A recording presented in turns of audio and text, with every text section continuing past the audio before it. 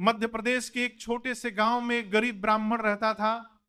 बड़ा ही सीधा सादा, ईमानदार और श्रद्धालु इंसान था।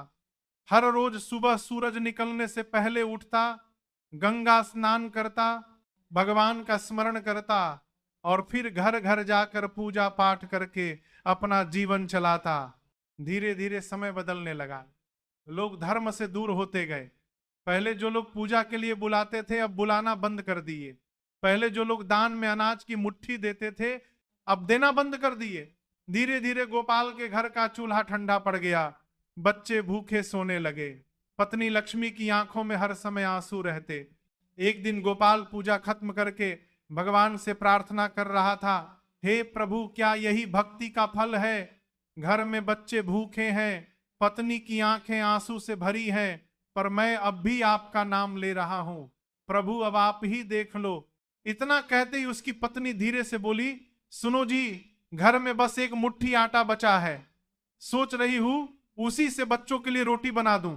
गोपाल ने गहरी सांस ली और कहा, लक्ष्मी, हो सकता है यही हमारी परीक्षा हो। अगर आज हम इस एक मुट्ठी आटे को अपने लिए रख लेंगे तो विश्वास खो देंगे, लेकिन अगर किसी और को देंगे तो हो सकता है भगवान हमारे भाग्य को बदल दें। लक्ष्मी ने आंसू पोंछते हुए कहा, अरे जी, भगवान भाग्य बदल देंगे ठीक बा, लेकिन बच्चा के भूख देख के काहे ना टूटेला दिल। गोपाल मुस्कुराया और बोला, लक्ष्मी, भगवान सब देखत बा, हो सकत बा ई एक मुट्ठी आटा से ही चमत्कार हो जाओ। इतना ही हुआ था कि दरवाजे पर दस्तक हुई। गोपाल बाहर निकला तो देखा एक वृद्ध साधु खड़ा है, चेहरा थका हुआ, शरीर कमजोर और आंखों में करुणा। साधु ने हाथ जोड़कर कहा, बेटा, 3 दिन से भूखा हूं, भोजन मिल जाए तो जीवन बच जाएगा। अब आप सोचिए भाइयों बहनों, घर में बस एक मुट्ठी आटा है और उसी समय एक भूखा साधु भोजन मांग रहा है। क्या यह संयोग था? नहीं, ये तो भगवान की ही लीला थी। गोपाल ने बिना देर किए पत्नी से कहा, लक्ष्मी, साधु महाराज को वही आटा बना दो। लक्ष्मी चौंकी और बोली, अरे ई आटा तब बच्चा खातिर राखल गयल बा। गोपाल ने दृढ़ स्वर में कहा, लक्ष्मी, बच्चा के भाग्य में जो लिखा बा ऊ तो मिली जाई, लेकिन अगर साधु भूखा लौट गईल तो ईश्वर कभी वो माफ ना करी है। लक्ष्मी का दिल भारी था, लेकिन उसने आंसू पोंछे, चूल्हा जलाया और वही आटा गूंथ कर साधु के लिए रोटी बना दी। साधु ने संतोष पूर्वक भोजन किया और जाते जाते हाथ उठाकर आशीर्वाद दिया, बेटा, आज तुमने भूखे साधु को भोजन दिया है, आज से तुम्हारे घर में अन्न कभी खत्म नहीं होगा। तुम्हारे घर की रसोई माता अन्नपूर्णा का मंदिर बन जाएगी। साधु धीरे धीरे वहां से चला गया।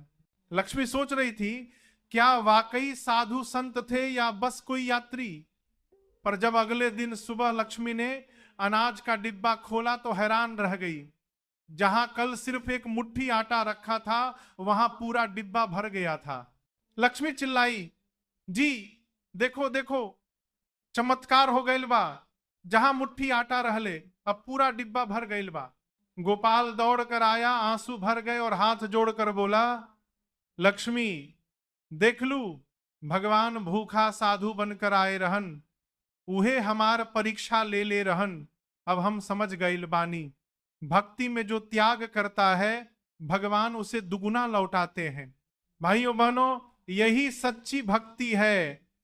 भक्ति केवल मंदिर में दीपक जलाने से नहीं होती। भक्ति तब होती है जब भूखे को भोजन दिया जाता है, जरूरतमंद को सहारा दिया जाता है।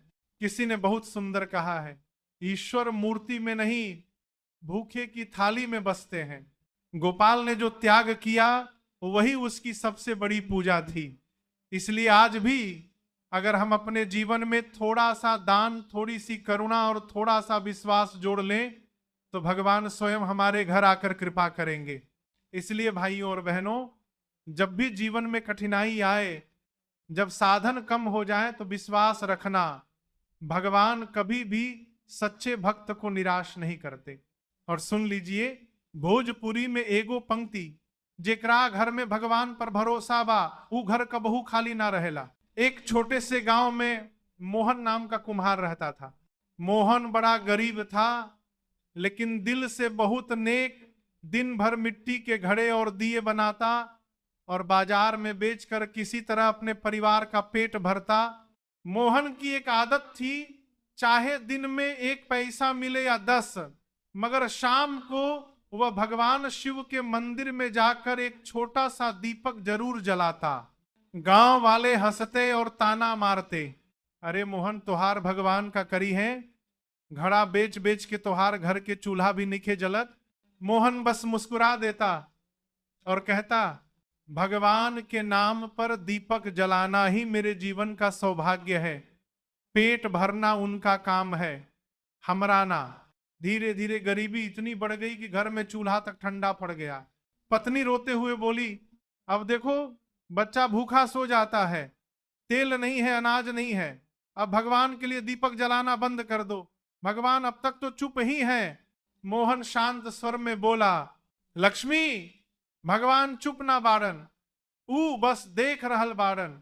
ई हमारी श्रद्धा की परीक्षा है, अगर आज दीपक नहीं जलाऊंगा तो जीवन भर पछताना पड़ेगा। उस रात मोहन ने मिट्टी का एक छोटा दीपक उठाया, तेल बिल्कुल भी नहीं था, तो उसने घड़े से थोड़ा पानी भर दिया। पत्नी व्यंग में बोली, अरे पानी से दीपक जली? मोहन हंसकर बोला, जली कि ना जली ई श्रद्धा पर निर्भर बा, अगर भगवान चाहेंगे तो पानी भी तेल बन जाएगा।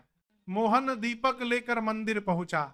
भाइयों बहनों, देखिए भगवान की लीला।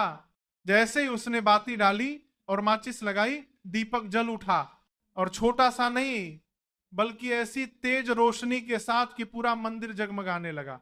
वो दीपक पूरी रात जलता रहा। अगली सुबह जब गांव वाले मंदिर पहुंचे तो ये चमत्कार देख दंग रह गए। लोग आपस में कहने लगे, ई का भइल, पानी से दीपक कैसे जल रहा बा?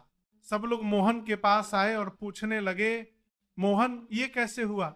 मोहन मुस्कुराकर बोला, भैया ई मेरी ताकत ना है, ई भगवान के करुणा है। जब इंसान सच्चे मन से विश्वास करता है तब भगवान खुद चमत्कार कर देते हैं। उस दिन के बाद से गांव वालों का नजरिया बदल गया। कोई अनाज लाकर देने लगा, कोई कपड़ा, कोई पैसा। मोहन के घर का चूल्हा फिर से जल उठा और बच्चों के चेहरे पर मुस्कान लौट आई। मोहन हर किसी से यही कहता, भगवान धन दौलत से खुश नहीं होते, ऊत बस श्रद्धा देखेलन। अगर भक्ति सच्ची हो तो भगवान पानी को भी तेल बना देत बाड़न। इस कथा से हमें यही शिक्षा मिलती है कि भक्ति का आधार धन दौलत नहीं है, बल्कि सच्चा विश्वास और श्रद्धा है। जब इंसान पूरे दिल से भगवान को याद करता है तो भगवान उसकी रक्षा जरूर करते हैं।